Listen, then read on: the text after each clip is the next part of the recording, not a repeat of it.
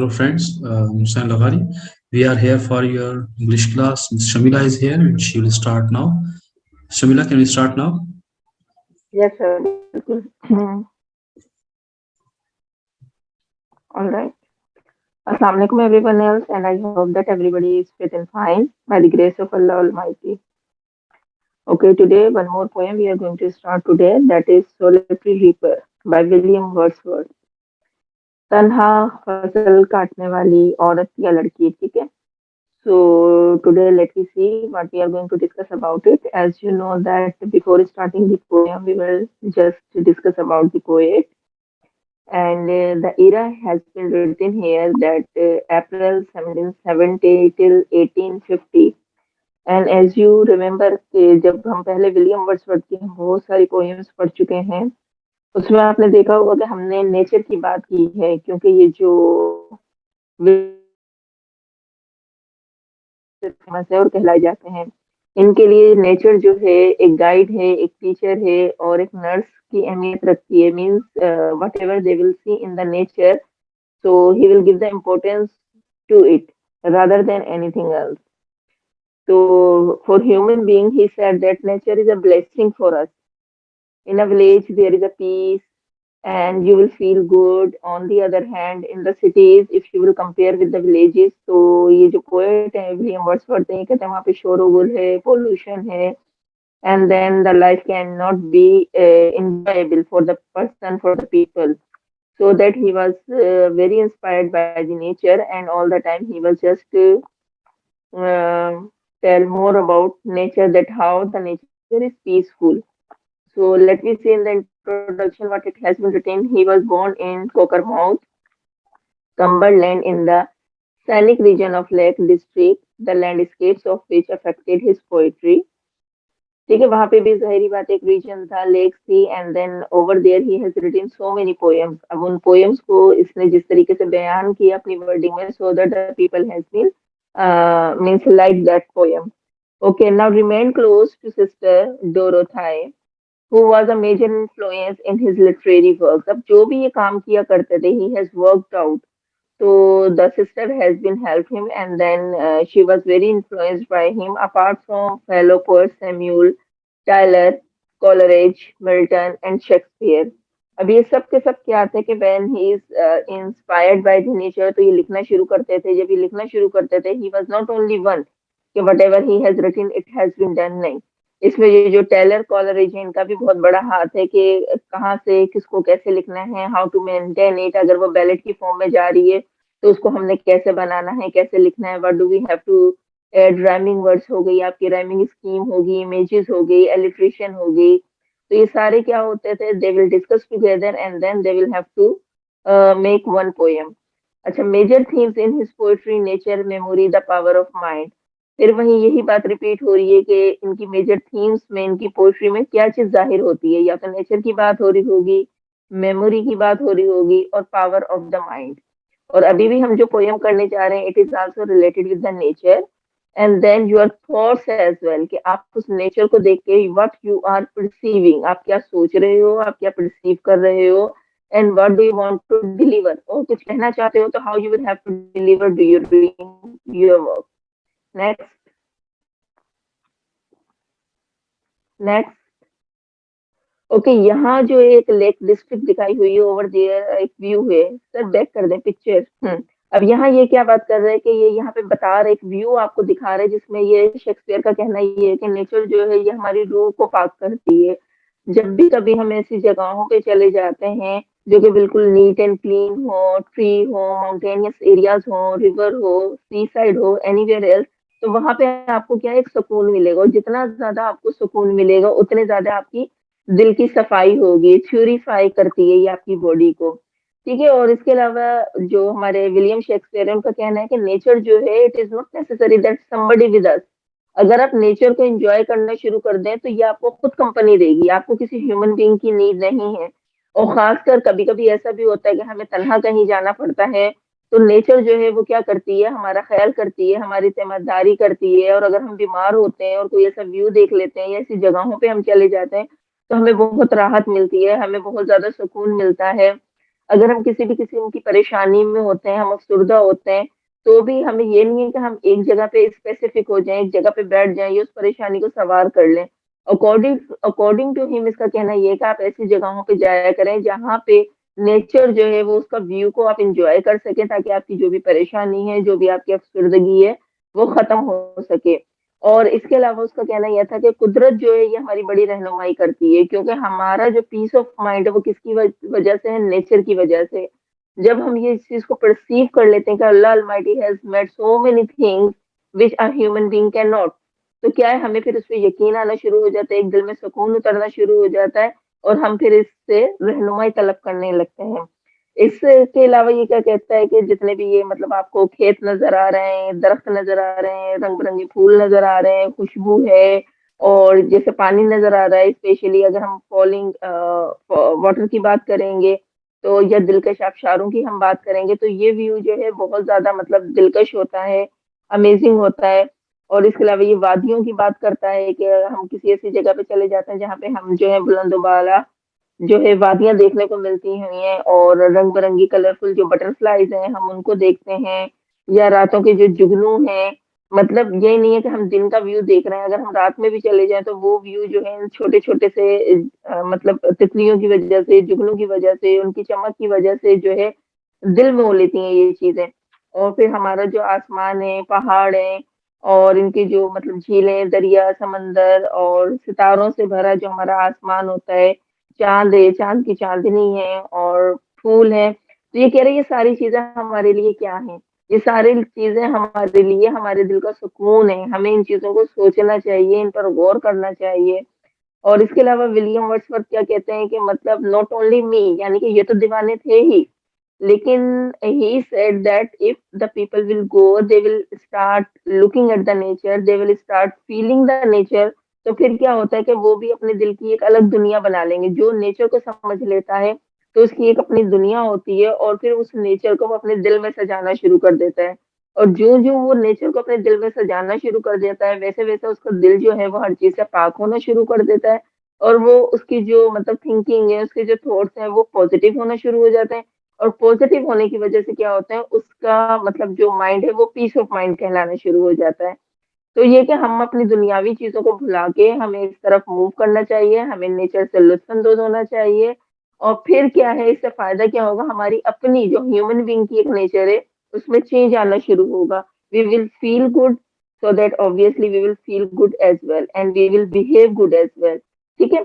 So now we are going to start the poem, जो कि है हमारी द सोलिटरी रीपर। यहाँ पे बात कर रहे हैं, a girl who cuts the crop, यानी कि वो कट्स कर रही है और क्या कर रही है, क्या नहीं कर रही, let me see what it has been written.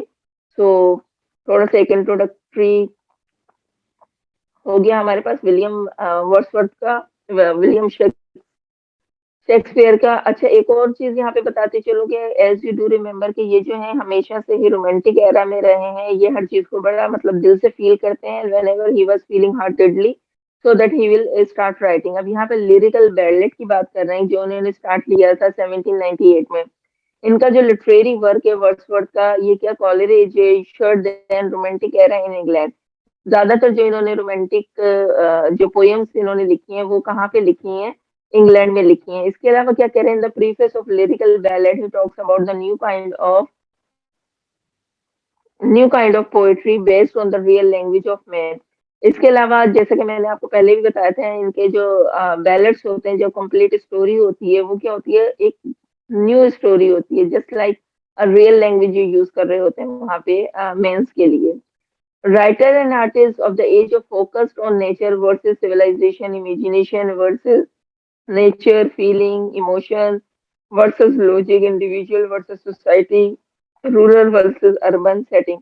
यानी कि किसी एक चीज को इन्होंने फोकस नहीं किया, इन्होंने क्या किया है, सिविलाइजेशन को भी देखा है, इन्होंने मुख्तलिफ रीजन भी देखे हैं, इन्होंने फीलिंग्स इमोशंस को भी शेयर किया है अपनी पोइट्री में, इन्होंने इंडिविजुअल्स को भी मतलब अपनी पोइट्री के थ्रू डिस्क्राइब किया है, सोसाइटी को डिस्क्राइब किया है, रूरल और अर्बन में जो डिफरेंसेस हैं उनको भी अपनी पोइट्री के थ्रू या बैलेट के थ्रू इन्होंने डिफाइन किया है। मेलनकोली, मेलनकोली कहते हैं कोई भी सैड सॉन्ग या आपकी जो अपनी फीलिंग्स है वो बहुत ज्यादा अफसुर्दा हो, सैड हो। And impulsiveness were favoured state of mind. यहाँ पे ये क्या कह रहे हैं, यहाँ पे इसके फेवर में होते थे, जब भी इनका ऐसा कभी मूड होता था तो he started to write the poem. Out doubt horror and fear and me and feelings the poems try to evoke. और अपनी पोएम्स के थ्रू ये क्या करते थे, हमारे अंदर के जो हॉरर्स हैं, जो भी हमारे फियर्स हैं, जो भी हमारी फीलिंग्स इस तरह की आती हैं, ये क्या करते थे, उनके डाउट्स को रिमूव किया करते थे। Impact on poetic form, structure, rhythmic verses gave way to blank words if the poet were trying to converse with the reader। इसके अलावा इनकी कोशिश यही हो रही है कि जो भी इन्होंने पोएम लिखी है वो इम्पैक्ट करें। एक होती है जस्ट रीडिंग, रीडिंग बस हमने कर ली, वी डू अंडरस्टैंड। लेकिन इनकी जो पोएट्री है, he has just written that whenever we people are reading the poem, so that we will also feel that poem, खाली वो रीडिंग की हद तक महदूद ना हो। नेक्स्ट।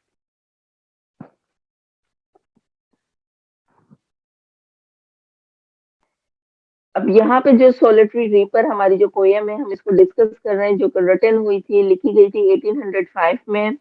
और इसमें क्या कहता है, not based on Wordsworth on experience unlike his other poetry. यहाँ पे वर्ड्सवर्थ ने क्या किया, इनका अपना ऑन एक्सपीरियंस नहीं है इस पोएम में, इन्होंने जो किसी को फील किया है and then he has described, inspired by the manuscript of Thomas Winston's Tourist of British Mountain 1824 and Dorothy Wordsworth Recollections। अब डोरोथाई जैसे ये जो कि इनकी सिस्टर थी, और ये जो विकिंसन टूरिस्ट ऑफ ब्रिटिश माउंटेन, यानी कि ये नेचर के बारे में लिखा करते थे। और ये नेचर के बारे में इस तरीके से कि भी अगर कभी वो ट्रेवल कर रहे होते थे और उनको कोई चीज क्लिक कर जाती थी नेचर के रिगार्डिंग, तो वो क्या करते थे, ड्यूरिंग ट्रेवल जो है वो वहीं रुक के स्टे किया करते थे, उसको परसीव करते थे, and then he started to write the poem, जिसको विलियम वर्ड्सवर्थ ने बहुत पसंद किया। और उन्होंने भी ये सोचा कि जरूरी तो नहीं कि कोई स्पेसिफिक जगह हो and then we will have to start writing the poem. तो उन्होंने भी फिर इस चीज को फॉलो किया कि जहां उन्हें जिस चीज से अट्रैक्शन होती थी, ही जस्ट स्टॉप्ड ओवर देयर।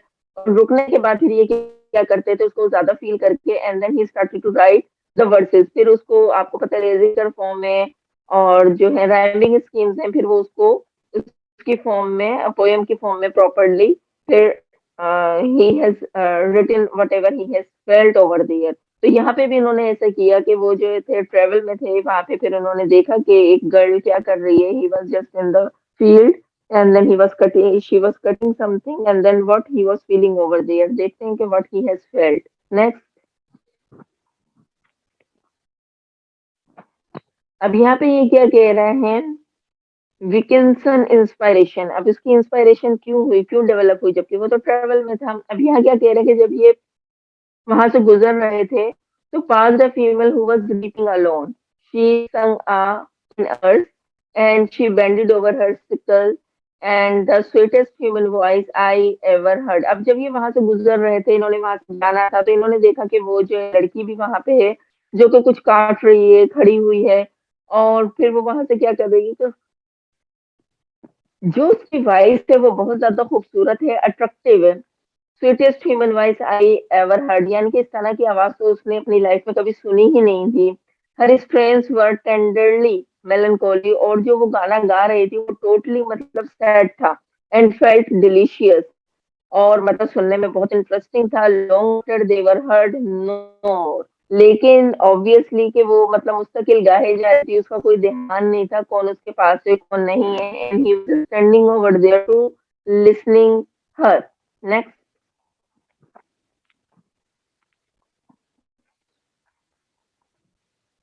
अब यहाँ पे हम थोड़ा सा गो थ्रू करेंगे and then we will discuss it in detail. Behold her single in the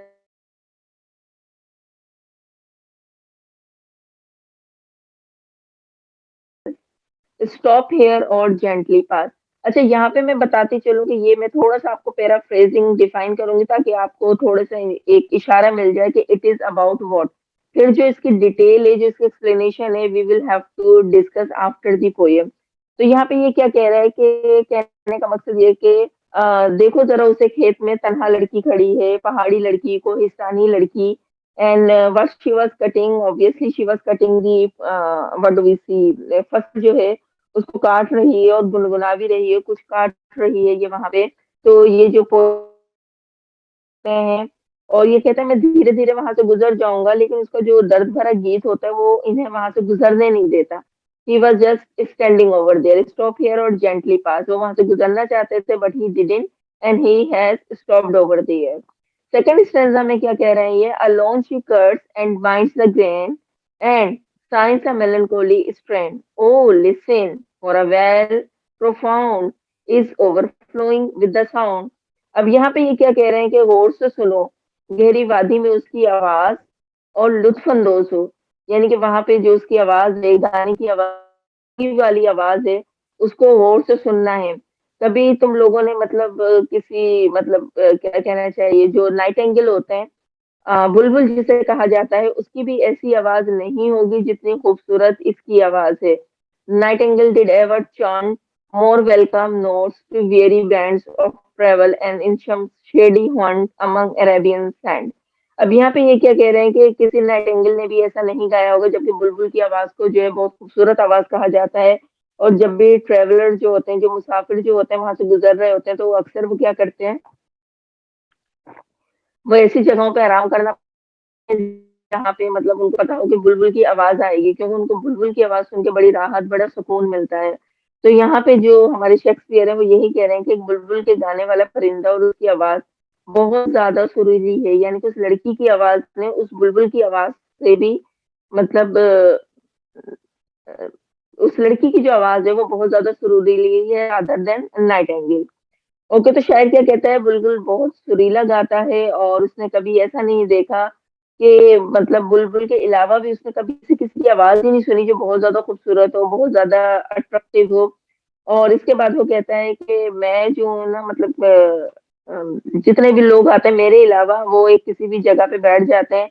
और ये जो अरब के सहराओं में जो मुसाफिर हैं वो भी आके बैठ जाया करते थे बुलबुल का गाना सुनने के लिए। तो जब वो गाना सुना करते थे बुलबुल का, तो उनकी जितनी भी थकावट थी वो सारी की सारी उतर जाया करती थी।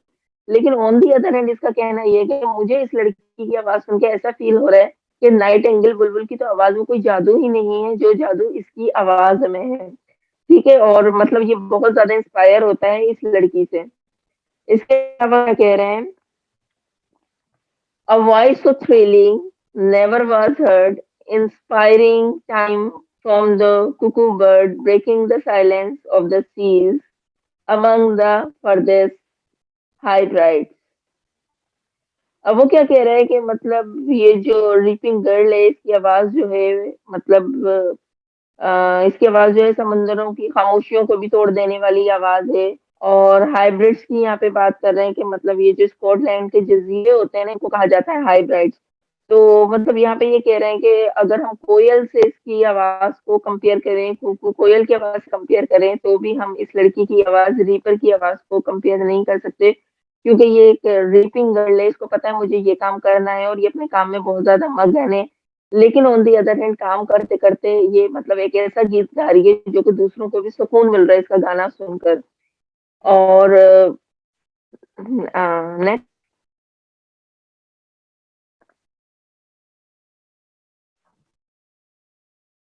नेक्स्ट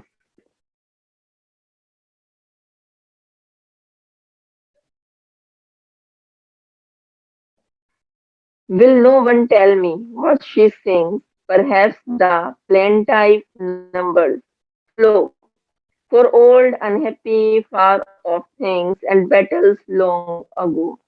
अब यहाँ पे क्या कह रहा है कि अगर कोई ट्रांसलेशन भी करना चाहे, उसकी मीनिंग भी निकालना चाहे, तो किसी को पता ही नहीं चल रहा कि वो क्या गा रही है। और ये जो शायर है, ये जो विलियम वर्ड्सवर्थ है, ये कह रहे हैं कि ना ही मुझे पता चल रहा है कि वो क्या गा रही है, क्यों गा रही है। बस इतना मुझे उसके गाने से फील हो रहा है कि उसका गाना जो है वो बड़ा दुख भरा है। उसकी टोन जो है उसमें बहुत ज्यादा मतलब इसे दर्द फील होता है, जिसकी वजह से इसको ऐसा लगता है कि ये बहुत ज्यादा दर्द भरा गीत है। और इसको शायद कोई पुरानी बातें याद आ रही हैं जो कि इसको ना खुशगवार गुजरी थी, तो उनको याद करके जो है ये अपना गीत गा रही है। और ऐसे लगता है कि उस बात को लंबा अरसा गुजर चुका है और इसे इस किस्म का डर है कि ऐसा ना हो कि वो बात दोबारा से हो जाए।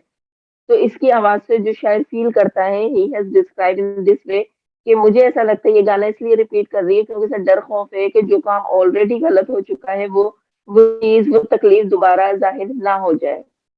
और is it some more humble familiar matter of today, some natural sorrow, loss or pain that has been and may be again. अब यहाँ पे क्या कह रहा है पोएट, ये गैस करता है कि किसी चीज को गम या दुख जो कि दोबारा भी हो सकता है, उसको खो देने से उसके दिल में दर्द भरा हुआ है, जिसको वो मतलब अपने गाने के द्वारा उस दर्द को वो निकाल रही है। अब प्रॉब्लम चाहे कुछ भी हो, लेकिन जब वो गाती है तो इसको ऐसा फील होता है कि मतलब ये गाना जो है, ये जो इसकी वॉइस है, ये कभी खत्म ही नहीं होगी, ये मुस्तकिल इसी तरह जो है ना मतलब गाती रहेगी। और ये क्या कह रहा है कि मैंने इसको काम को गाते हुए देखा कि मतलब ये इतनी मगन हुई हुई है कि साथ-साथ ये काम भी कर रही है और गाना भी गाई चली जा रही है। और वो जो एक दाती होती है उसके ऊपर ये झुकी हुई है और इसे कुछ नहीं पता कि लोग आ रहे हैं, जा रहे हैं और इसके गाने को इतनी गौर से सुन रहे हैं। Whatever the theme, the maiden sang as if her song could have no ending. I saw her singing at her work and o'er the sickle bending. अब यहाँ पे ये क्या कह रहा है? I listened motionless and still, and I mounted up the hill. The music in my heart I bore, long after it was heard no more. अब यहाँ पे ये कहता है कि मैं वहीं खड़ा हो गया, मेरा जाने को दिल नहीं कर रहा कि मैं कहीं और जाऊँ। तो मैं वहाँ खड़े होके बड़े गौर-गौर से इसके गाने को सुन रहा हूँ और सीधा खड़ा हुआ हूँ। और धीरे-धीरे पहाड़ पे जाने की भी कोशिश कर रहा हूँ, क्योंकि मुझे भी पता है कि मुझे अपना टाइम को कवर करना है। तो ये कहता है कि मैं धीरे-धीरे पहाड़ पे जाने की भी कोशिश ही कर रहा था, कि वो आवाज़ अभी तक मेरे दिल में मतलब बैठ गई। मुझे ऐसा लगा कि मतलब एक डिस्टेंस क्रिएट नहीं हुआ हमारे दरमियान। और मुझे हैरत की बात ये लग रही थी कि मतलब वो काम के साथ-साथ जो है अपने गाने पे भी इतनी तवज्जो दे रही है कि मतलब इतनी मगन हुई हुई है कि उसे कुछ पता ही नहीं चल रहा कि हम इतनी देर उसके पास खड़े रहे और उसका गाना जो है वो मतलब सुनते रहे हैं। और ऐसे लग रहा था वो अपने आप से जंग कर रही है, वो किसी चीज़ को हासिल करना चाहती है लेकिन बार-बार फेल हुए जा रही है और दूर-दराज की बातों को वो बहुत शिद्दत से याद कर रही है। इस गाने में मगन होने के बाद वो बिल्कुल अनअटेंटिव है, उसको कोई ध्यान नहीं है, उसको कुछ नहीं पता कि उसकी सराउंडिंग में क्या हो रहा है। फिर पोएट क्या कहता है, वो कहता है मैं वहाँ खड़ा हो जाता हूँ लेकिन उसको नहीं पता। और मतलब मैं अपना मतलब धीरे-धीरे जाता हूँ, जगहों पे रुकता भी हूँ, लेकिन उसकी कानों मतलब मेरे कानों में उसकी आवाज़ इस तरीके से बैठ गई है कि मुझे ऐसा लग रहा है कि वो अभी भी मेरे पास खड़े होके मुस्तकिल गा रही है और उनको रिपीट कर रही है। So now we are going to discuss about the words meaning and then detail of the poem as well. Next.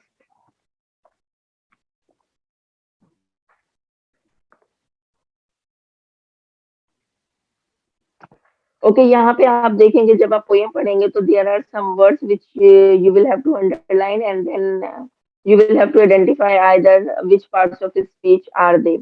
तो इसको थोड़ा सा देख लेते हैं। Behold यहाँ पे जो वर्ड है that is to look at or see somebody, something solitary जो है alone with no other person or thing.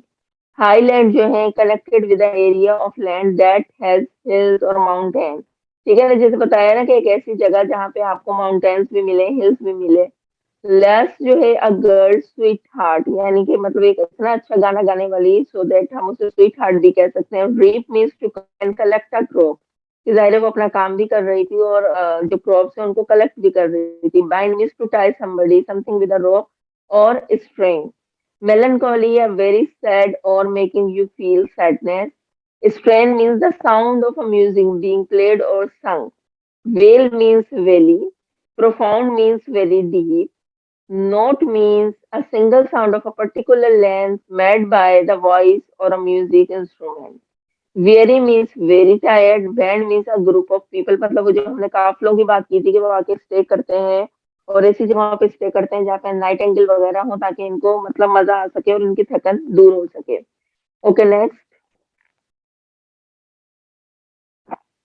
Haunt जो है a place that somebody visit often and where they spend a lot of time. जब ये काफिले आते हैं तो ये जो जगह तलाश करते हैं, that is basically called haunt. Hybrids, a cluster of islands to the northwest of Scotland, known as northern limits of the world. मैंने आपको पहले ही बताया था कि स्कॉटलैंड में जो छोटे-छोटे जज़ीरे हैं बेसिकली उनको हम हाइब्रिड्स बोलते हैं। Plaintive sounding sad specially in a weak complaining way, यानी कि जो दुख हमारे अंदर भरा होता है उसको हम किस तरीके से डिफाइन कर रहे हैं, that is called plaintive. Number means a song. Maiden means a young girl और a woman who is not married. Sickle means a tool with a curved blade and short handle से थी. Mount means to go up something, right? So ये जो difficult words हैं, after you will just learn the meaning of these words, the poem can be very easy for you to explain or to write down the summary. Now next,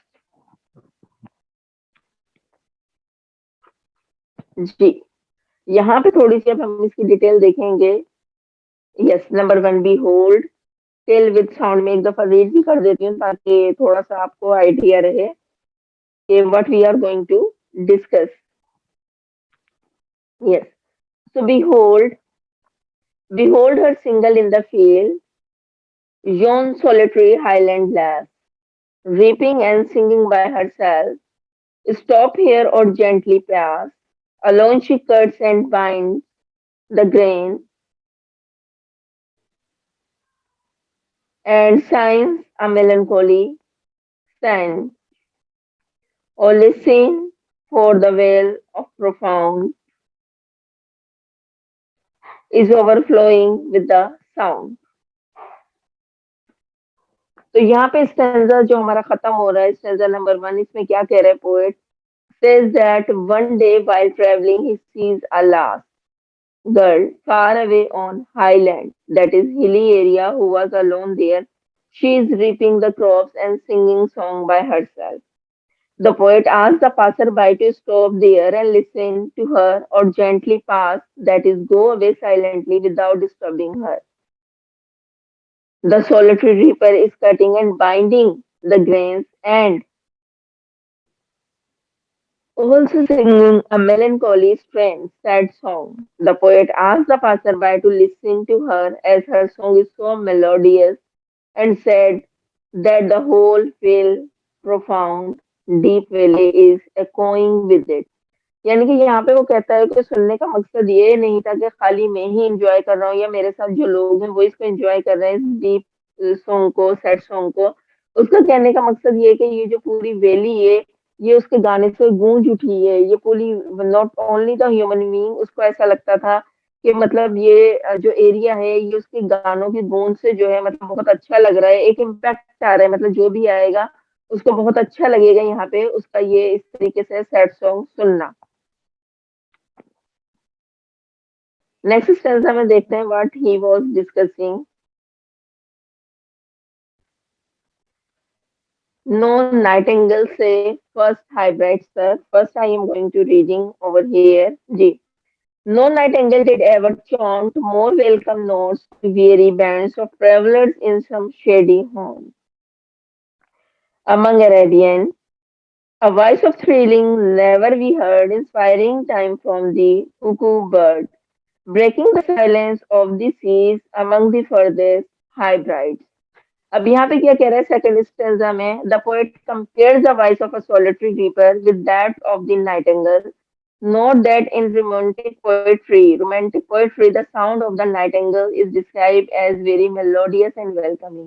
जब आप इसकी और ज्यादा poetry पढ़ेंगे William Shakespeare की, William Wordsworth की, तो उसमें आप क्या देखेंगे कि ये जो है मतलब इसकी जो पोएम्स है उनमें मतलब रोमांटिक बहुत ज्यादा है, रोमांटिक पोएट्री है. और वहां पे जो है नाइटिंगेल का काफी जिक्र है और इसके सॉन्ग्स को काफी ज्यादा मतलब लाइक किया गया है इसकी प्रीवियसली जो पोएम्स है.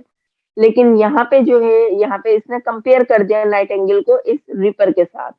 Before going forward, let us try understanding the concept of Arabian sand mentioned in this stanza. In Arab, there are deserts in which it takes months for people to cross them. अब ये वही वाली बात कर रहा है कि यहाँ पे एक चीज को हम क्लियर कर लेंगे. जब भी लोग ट्रेवल पे जाया करते थे, स्पेशली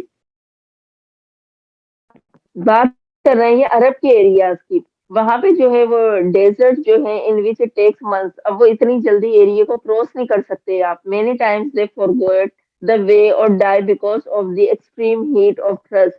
अब इतना ज्यादा ट्रेवल होता है कि ह्यूमन बीइंग जो है इसको बर्दाश्त नहीं कर पाते, उन्हें बहुत ज्यादा भूख लगती है, प्यास लगती है और ट्रेवल बहुत ज्यादा होता है. समटाइम उनका खाना पीना जो है वो खत्म भी हो जाता है.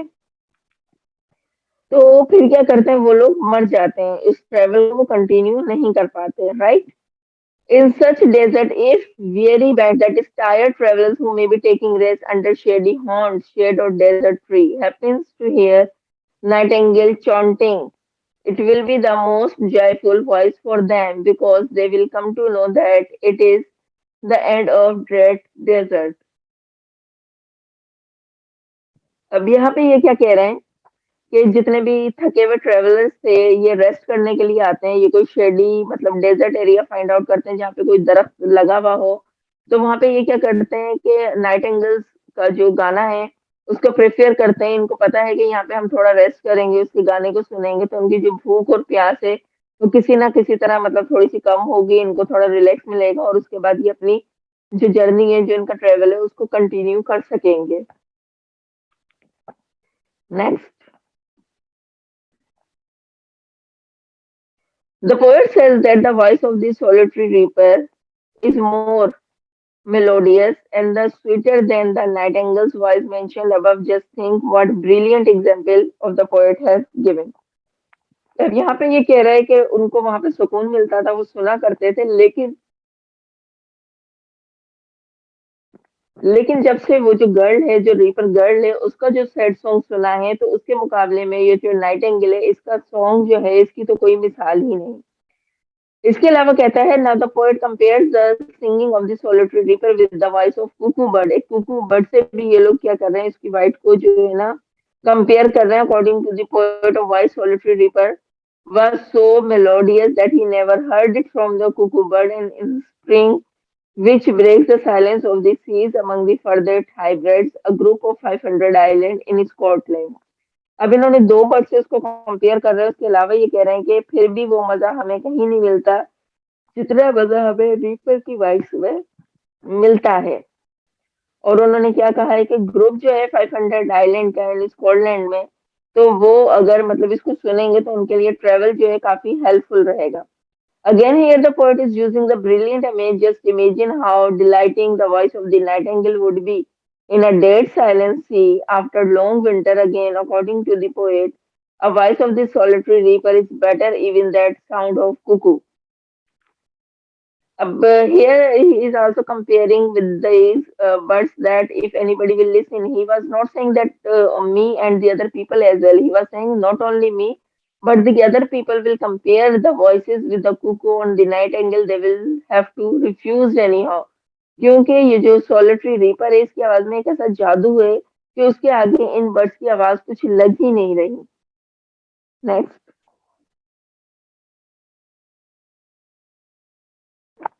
अब यहाँ पे हम देखते हैं थर्ड स्टेंजा को। विल नो वन टेल से अगेन तक। Will no one tell me what she sings, perhaps the plaintive numbers flow for old unhappy far off things and battles long ago. Or is it some more humble lay familiar matter of today, some natural sorrow, loss or pain that has been and may be again? अब इस stanza में क्या बताने की कोशिश की है Williams Wordsworth ने? In this stanza, the poet is expressing his unfamiliarity with the language of the song sung by the solitary reaper. He wonders if there is anyone who will be able to tell him what she is singing. तो यानी ये appreciate कर रहा है, ये कुछ ज्यादा चाह रहा है कि वो जो लड़की है वो क्या गा रही है, ठीक है। और उसने अप्रिशिएट किया है कि जो भी आके मुझे बताएगा तो मतलब मैं I will be happy with who is going to tell me what she is singing. अब क्या कह रहा है ये यहाँ पे? He guesses that it might be plaintive numbers and sad mournful song, her own language, that Scotland, which are about unhappy past, losing or some battle which might have taken place long ago. उसको ऐसा लगता है कि ये इतना ज्यादा sad song है कि जैसे किसी जंग वगैरह में कोई नाखुशगवार न्यूज सुनने को मिल जाती है और वो ऐसी न्यूज होती है कि जो कि आप सारी जिंदगी नहीं भूल पाते हो। तो इसको वो टाइम याद आ रहा है, उसको वो लोग याद आ रहे हैं, इसको वो चीजें याद आ रही हैं, इसको वो टाइम पीरियड याद आ रहा है जिसकी वजह से ये बहुत ज्यादा दुख में गई हुई है और उस दुख की वजह से ये मजबूर हो गई है गाने के लिए, मतलब वो जो भी बोल रही है it is in the form of the song she was describing. The poet again guesses that the song can also be about humble life, that is of ordinary nature and day-to-day matters. It can be some natural sorrow or loss or pain which might have taken place in her life recently. She might be fearing for facing it again. अब यानी उसके साथ कोई ऐसा natural हादसा हुआ है जिसके गम में, जिसकी तकलीफ में वो डूबी हुई है, और मतलब उसका जो खौफ है वो इतना ज्यादा उसने बिठा लिया है कि वो कांप रही है कि मतलब ये चीज अब दोबारा मेरी लाइफ में कभी रिपीट नहीं हो. नेक्स्ट, और इतना ज्यादा मतलब वो डीप थॉट में चली गई है कि उसको ये भी नहीं पता चल रहा कि कितना टाइम हो चुका है and I should stop now. Okay, now number 4 is whatever the theme, the maiden sang as if her song could have no ending. I saw her singing at her work, and there the sickle bending. I listened motionless and still, and I mounted up the hill. The music in my heart I bore. Long after it was heard no more. अब इस stanza में क्या बात कर रहे हैं? First final stanza में the poet says this, whatever may be the theme of the song sung by the maiden. Maiden उसी को कह रहे हैं, द solitary reaper को, उस लड़की को कहा जा रहा है. She sang so sweetly, profoundly, that the poet wished it would never end. यानी कि वो गा रही है कि पोएट की भी ख्वाहिश है कि वो खामोश ना, एक तो वो खामोश हो ही नहीं रही है, मुझसे कि गाना गाने में बिजी है, उसको नहीं पता चल रहा कि मैं बहुत देर से गा रही हूँ, और सेकेंडली पोएट की भी विशेष है कि ये जो है मतलब कभी खत्म ना हो, ये इसी तरह गाती रहे. The poet repeats the beginning scene. According to him he saw her and singing at her work, reaping the crops, and while she was bending her sickle over the crops.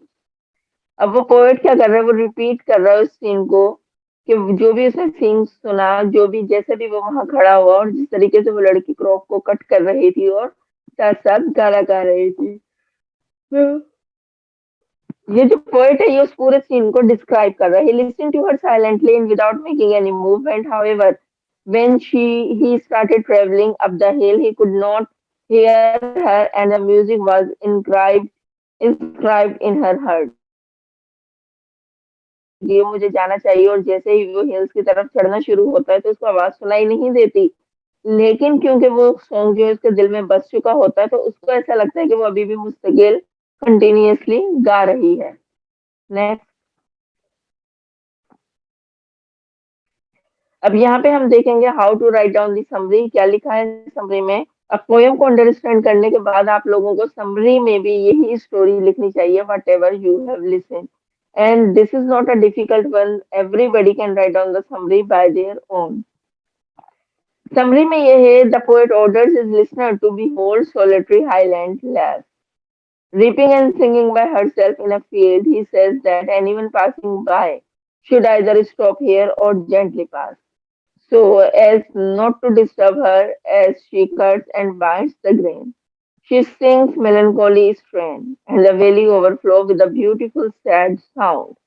The speaker says that the sound is more welcome than any chant of the nightingale to weary travelers in the desert, and that cuckoo bird inspiring never sang with the voice so thrilling.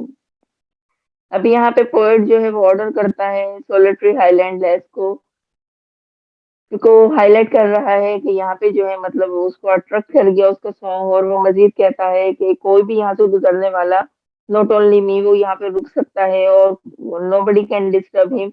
And as she was just binding the grains and she was just singing the soul melancholy song.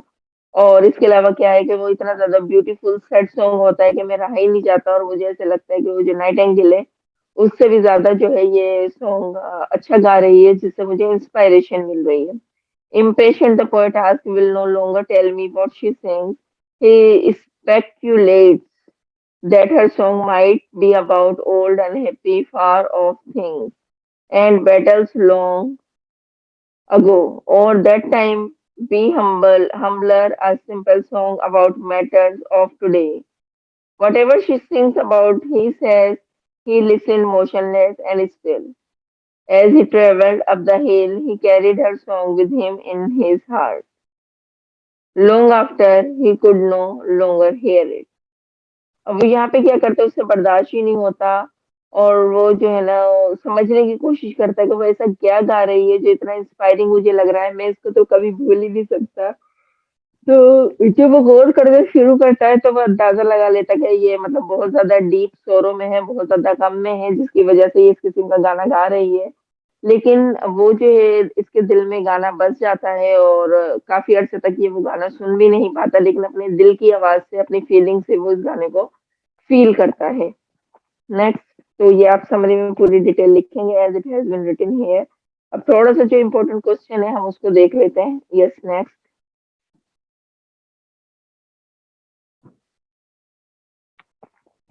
अब ये normally क्या होता है, हमारे पास जो questions आ जाते हैं, हमारे टेस्ट में भी क्वेश्चंस हेल्पफुल रहते हैं, तो हमें जो इनका टाइम पीरियड है या जो पोएम का पर्पस है एटलीस्ट वो ध्यान में रखना चाहिए। अब यहाँ पे कह रहे हैं नंबर 1 में, when was the poem first publish, as we have already discuss, it was published in 1807। Second है, when was this poem written. तो ये जो टाइम पीरियड था इसका वो 1803 से 1805 में, मतलब ऑब्वियसली टाइम पीरियड था, and then it has been publish in 1807।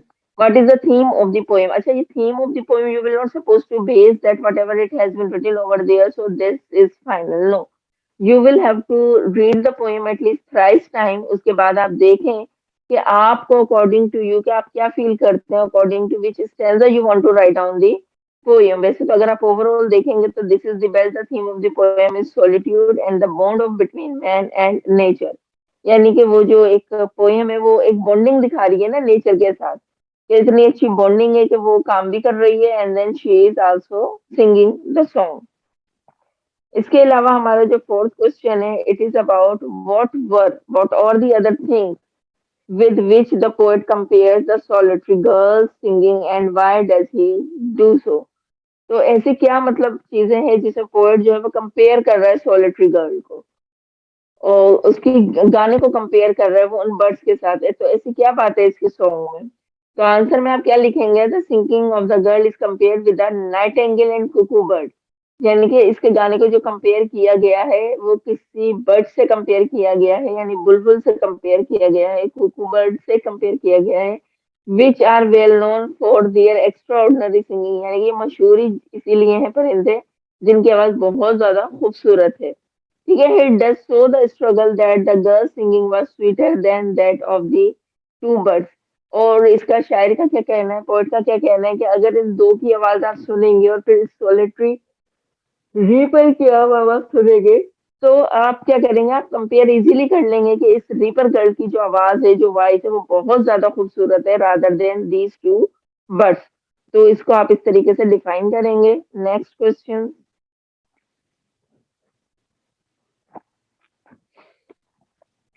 अब यहाँ पे हमारे पास क्या कह रहे हैं जी, according to the poet what can be the theme of the girl singing. अगर आप पोएट की रूह से देखें, पोएट की थिंकिंग को देखें, तो मतलब आपको क्या लगता है कि पोएट के अकॉर्डिंग क्या थीम हो सकती है? ठीक है, तो पोएट के अकॉर्डिंग जो है, according to the poet the song could be about some old unhappy incident. यानी कि पोएट तो बार बार कह रहा है कि उसके साथ कोई ऐसा हादसा पेश आया है जिसको वो बियर नहीं कर पा रही है, जिसकी वजह से वो नाखुशगवार है, वो बिल्कुल भी हैप्पी नहीं है, और about some battles of the past. मतलब कुछ ना कुछ ऐसा सॉलिड काम हो चुका है जिसको वो भुला ही नहीं पा रही है अपने पास से। It could also be related to some familiar matter common to the girl's life. अब वो कह रहे कुछ ना कुछ इस गाने से जो इसका रिलेशन है वो जरूर है, मतलब इतना फेमिलियर गाना ये गा रही है जिससे साफ जाहिर होता है कि इसका जो है लाइफ का कोई मैटर जो है वो अटैच कर रहा है इस सॉन्ग से। The song could also be about some natural sorrow. और मतलब ये जो सॉन्ग है वो नेचुरल सोरो, जो हमारे मतलब रियल में जो हमारा दुख होता है, लॉस और पेन, या तो हम किसी को खो चुके होते हैं या मतलब ऐसा कुछ हो चुका होता है हमारी लाइफ में कि जिसका पेन हम बर्दाश्त नहीं कर पाते, which could have happened to the girl in the past. ऐसा ही कुछ इस लड़की के साथ पास्ट में हुआ है जिसको ये भुला नहीं पा रही है, और still she is in pen. Six में क्या कह रहे हैं, the poet says about the possible themes of the girl song, यानी कि ऐसे अब क्या पॉसिबल थीम्स है जिनको हम डिफाइन करें। मैंने स्टार्टिंग में ही आपको बोल दिया था कि थीम जो है, when you will read the poem thrice time, तो ऑटोमेटिकली जब आप पोएम को अंडरस्टैंड करोगे तो theme you can write down by yourself. Theme, writing a theme is not a big issue. तो यहाँ पे ये क्या कह रहा है कि yes, these themes suggest the girl song in a romantic in nature. These themes reveal past love that is characterized feature of romantic poetry. यानी कि मतलब जो कुछ उसके पास में हो चुका है, पास्ट लव जो है वो इसकी कैरेक्टरिस्टिक है रोमांटिक पोएट्री की। तो इट मीन्स ऐसा कुछ हुआ है कि जो मतलब ये रिजेंबल कर रही है नेचर के साथ, जैसा कि मैंने आपको बताया था कि नेचर से सुकून मिलता है। इसी तरह यहाँ ये टच दे रहे हैं कि either she like somebody else, और जिसको देखकर इसे सुकून मिलता था, now she has been lost him, अब जब उसको इसने मतलब लॉस हो चुका है वो, and then she doesn't have that person so that she will feel good.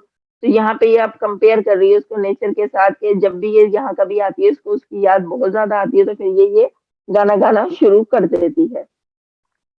Next is why does the poet think that girl song will have no ending. क्यों उसको ऐसा लग रहा था कि इसका तो कोई एंड आएगा ही नहीं, ये तो मुस्तकिल गाती ही रहेगी, ऐसी क्या वजह थी। तो देखते हैं, the poet thinks that the girl song will have no ending because he says that he will never be able to forget this song. This song will always remain in his mind and heart. Thus, he will enjoy it every time. अब क्यों वो कह रही थी, why does the poet think the girl song will have no ending?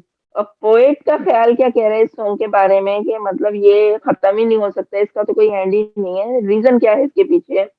He says that he will never be able to forget this song. क्यों?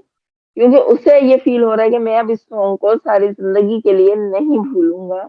So this song will always remain in his mind and heart. जिस तरीके से मैं इस song को सारी जिंदगी याद रखूंगा, अपने दिमाग में भी अपने दिल में भी, तो इसी तरह वो जो लड़की है, वो जो सॉन्ग गा रही है, जिसके साथ हादसा पेश आया है, तो वो कैसे स्टॉप कर दे। अनटिल एंड अनलेस उसको जब वो वाकया याद आ रहा है बार बार, तो ऑब्वियसली वो गाना गा रही है, और जब वो गाना गा रही है तो उससे क्या हो रहा है, उसे सुकून मिल रहा है, और इस शायर को भी सुकून मिल रहा है, विलियम्स को भी सुकून मिल रहा है। और वो क्या कह रहा है, दस he will enjoy every time, यानी कि हर टाइम वो इस गाने को याद करके गुनगुना के जो है बहुत ज्यादा एंजॉय करेगा। तो this is a basic issue कि अगर हमारे मतलब हम सिबलिंग्स हैं, बहन भाई हैं, हमारे पेरेंट्स हैं, इसको थोड़ा सा आप कंपेयर करें कि अगर हम अपनी फीलिंग्स को शेयर करते हैं किसी के साथ भी, तो हम क्या करते हैं, सुकून में आ जाते हैं, हमें अच्छा फील आता है। ठीक है, तो यहाँ पे भी यही बात हो रही है कि अब इसके साथ हो सकता है अब इसके पास कोई ऐसा पर्सन ना हो जिससे ये अपनी फीलिंग्स को शेयर कर सके। इसके साथ कोई ऐसा हादसा हो चुका है जो ये हादसा भी नहीं बता सके किसी को। तो क्या है, इसकी जो इनर इमोशंस है, इसकी जो फीलिंग्स है, बेसिकली ये वो डिस्क्राइब कर रही है वहां पे काम करते करते, जिसको एक सॉन्ग का नाम दे दिया गया है। ठीक है, अब वो गा इस स्टाइल में रही है कि इनको सॉन्ग लग रहा है, लेकिन basically she was describing her inner feelings in the form of the song. वहां पे वो गुनगुना रही है, उन वाकयात को, उन इंसिडेंट्स को याद कर रही है, जिस पर मतलब इसको बहुत ज्यादा अच्छा लगता है विलियम्स को। और फिर ये उसको डिस्क्राइब करता है कि जब, यानी कि नॉट ओनली शी, इसका यहाँ पे कहने का मकसद ये है कि जब भी हम डीप थॉट के साथ कोई भी गाना गाएं, तो उसमें हमारी आवाज जो है, हमारे जज्बात जो है वो शामिल हो जाते हैं, and that can be the other person inspiring. ठीक है ना, फिर उनके लिए वो बहुत ज्यादा इंस्पायर्ड हो जाते हैं, जैसा कि यहाँ पे विलियम्स वर्ड्सवर्थ जो थे इसके गाने से बहुत ज्यादा इंस्पायर हुए। So I hope that could be a very interesting poem for you, and you will be happy to listen this poem. And whenever you can describe, it will be helpful for you to describe by your own. ठीक है, so thank you so much. Allah Hafiz.